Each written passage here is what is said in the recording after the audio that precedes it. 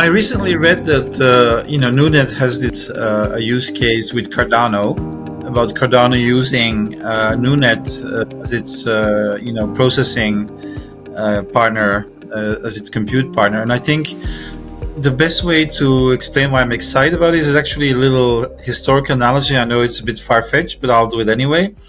And it's basically, the world changes by seed forms that change the logic that is prevalent, right? And so I like to use the thing about purgatory in the Middle Ages, because Christians could not lend money. That was a deadly sin. And then through purgatory, it became a minor sin that they could buy back. And so suddenly, Italian city-states could develop their own banking system.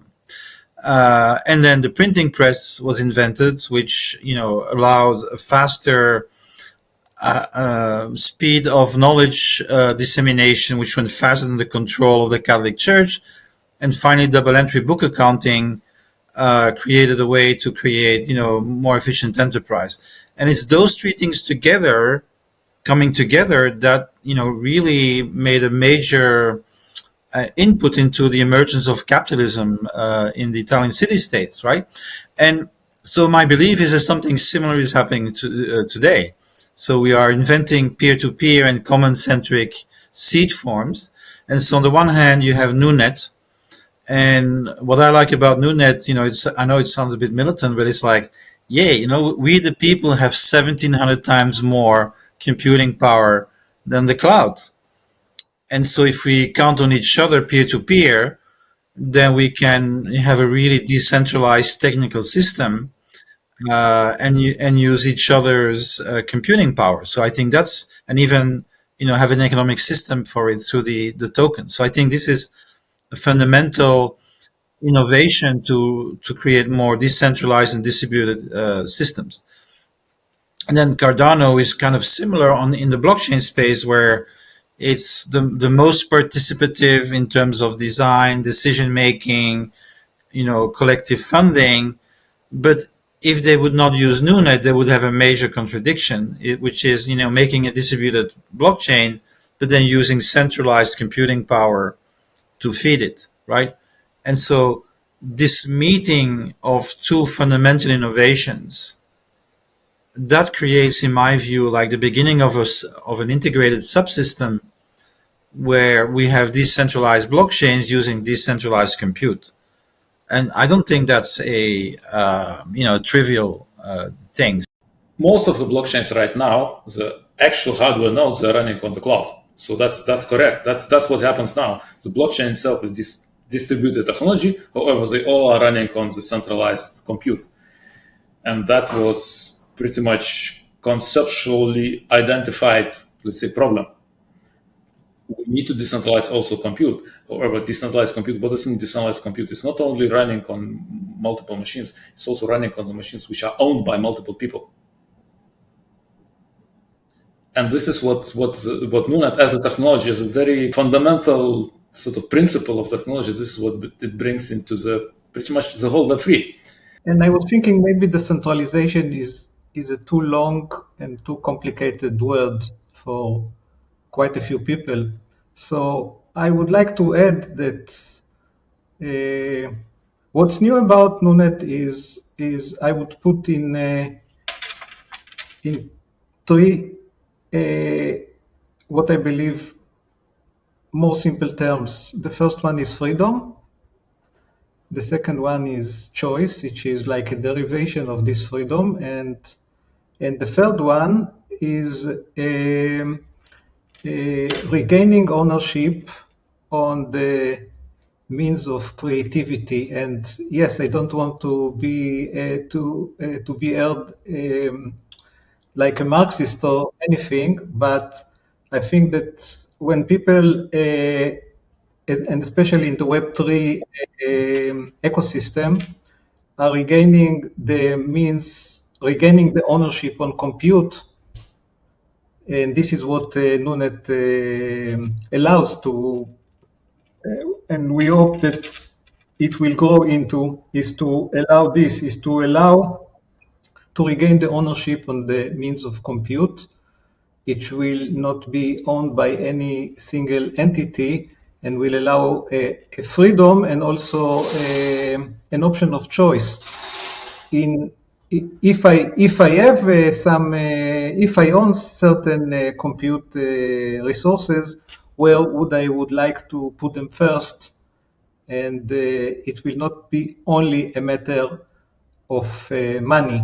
And in particular, Cardano and the stake pool operations are actually mining of coins. It's actually factories that produce money. They produce money in order to make transactions and creative businesses between people. So if we put all this on a network like NuNet that is really decentralized and really gives you the opportunity to regain the ownership on compute, that's a big thing. It's a big thing socially, not only technically. Right now, we are going to be onboarding the SPOs, and you might be wondering what an SPO is. SPO basically means stake pool operators. And just think about it like a group of servers that participate in validating transactions and producing new blocks. Basically, in that way, helping to secure the network, right? So in blockchains, there are different networks, and a group of servers coming together to validate transactions and produce new blocks is basically what an SPO is all about. So typically, these servers are centralized. Think of AWS, think of GCP, think of Azure, right? These servers are usually centralized. There is a new document released last week, I think it was, the Cardano Constitution. Very interesting read, and it says, I like this phrase, they say at the beginning that what Cardano is doing is unbiased processing of immutable data. And decentralization of this entire foundational infrastructure serves this, that the processing is unbiased and the data is immutable.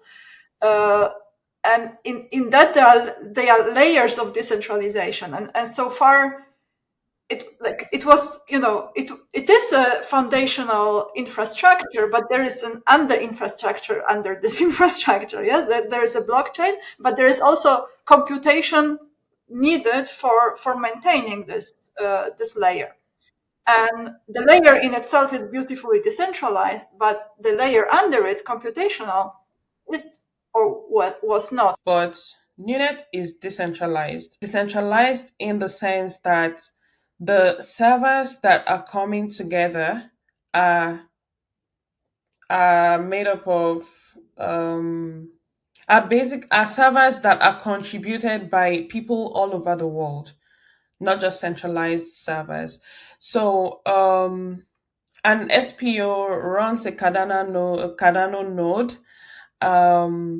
This node connects to the network, and a node, by node I mean a machine. Like in computing, a node simply means a machine, right? So this node connects to the Cardano network. It creates new blocks when it's in the pool's turn, and it validates transactions. So when a transaction happens on the network, it validates that transaction. And in return, the SPO and they can also be called delegators. They get ADA rewards. The reason why, why blockchains are so powerful is because the reason why people are joining with their compute power is economical. They earn money. So by allowing everybody or whoever basically has compute to participate in this on the smaller scale, on the bigger scale. Of course, we are not going to kind of equalize everything. That's not going to happen. And the technology itself will not do it, because there will always be, let's say, entities who have more power in terms of now computing.